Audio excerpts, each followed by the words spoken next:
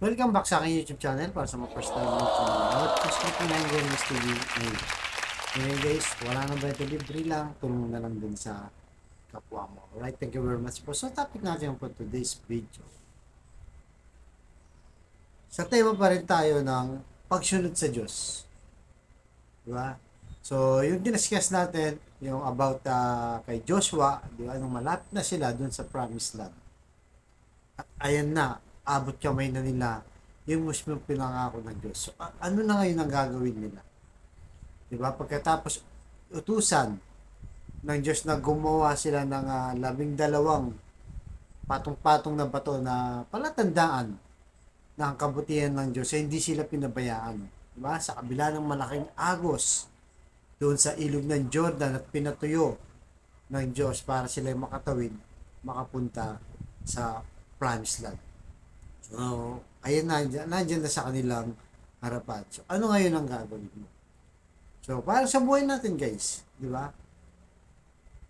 Yung panalangin mo na promised land, na kung saan, halimbawa, yung emotional mo, di ba? Yung pakiramdam mo, kung may sakit ka, yung promised land sa'yo, kung kailan ka gagaling. Sa financial naman, di ba?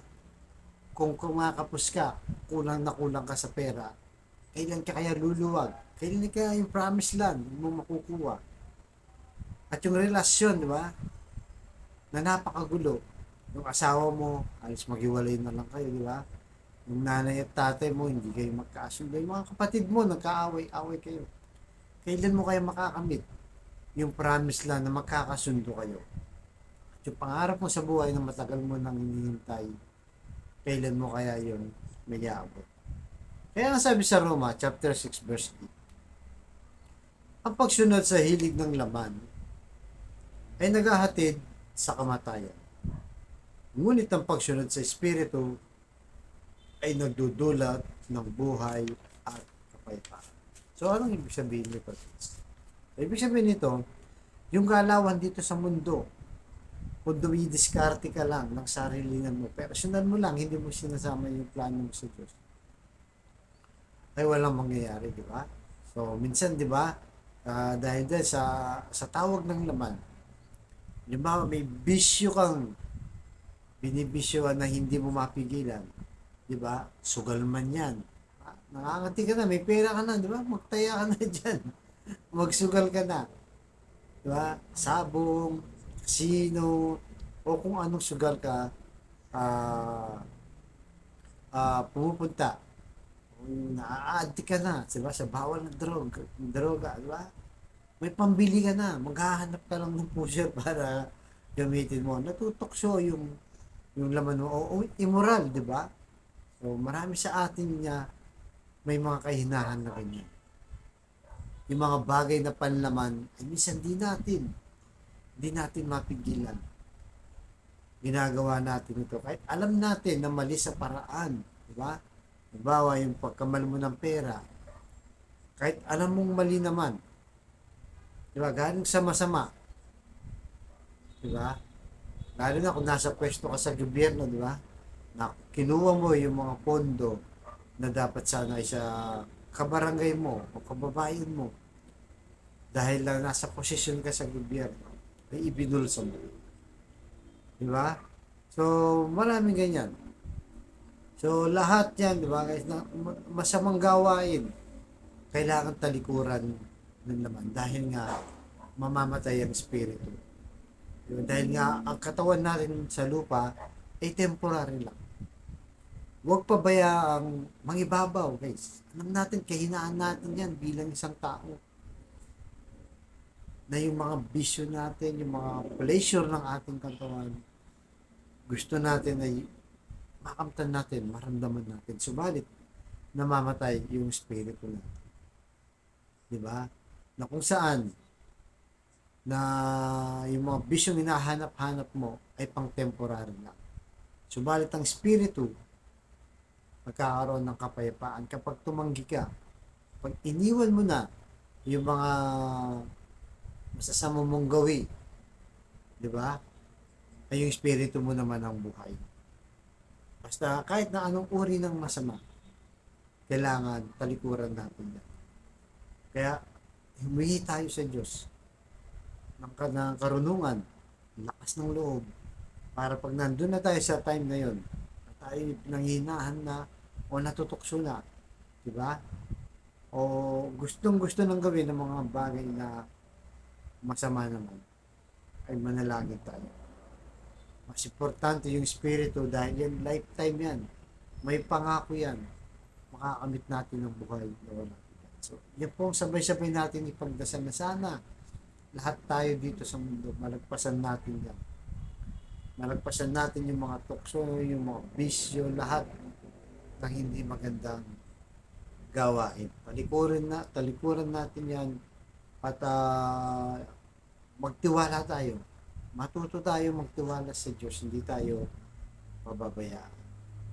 Diba? Kasi kung minsan parang wala tayong tiwala sa Diyos, kaya talaga dumidiscard na lang tayo mag-isa. Kailangan learn to trust the Lord. Diba? Matuto tayong magtiwala. Para na sa ganun, alam natin yung gagawin natin maayos, hindi galing sa masama o sa laman lang.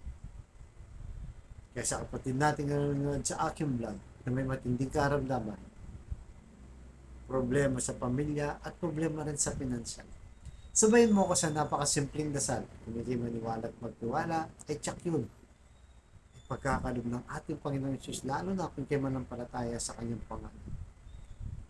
Ano man ang iyong kahilingan, at sa kalooban ng Diyos, sa tamang panahon, ibibigay at ibibigay niya. Tuloy lang ang tiwala, pagtitiwala natin sa Diyos.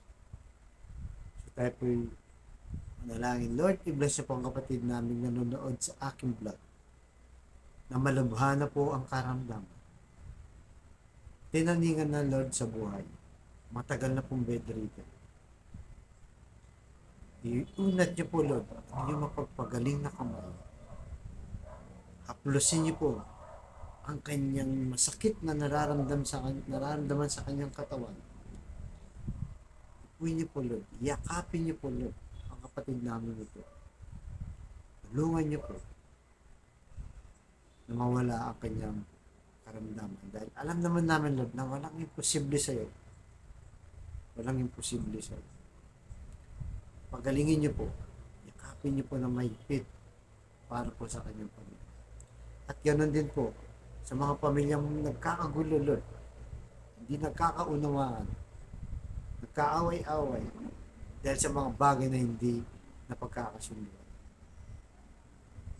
Ibalik niyo po Lord ang kanilang mga magandang samahan at magkapatawaran sa kanilang nagawang nagkasakitan Lord. Pagbigis-bigisin niyo po muli ang kanilang pamilya. Balik ang magandang relasyon. At ganun din po Lord sa financial. Kailangan namin pong lahat Lord. Lalo na Lord. Yung mga kapatid namin walang-wala. Ultimo pambili ng 1 kilo ng bigas. Pambili ng ulam.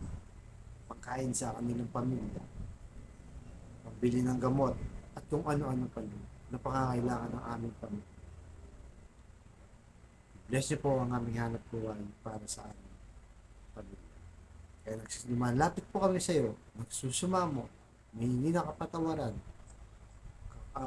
kumbaba, na sana po ay mapatawad.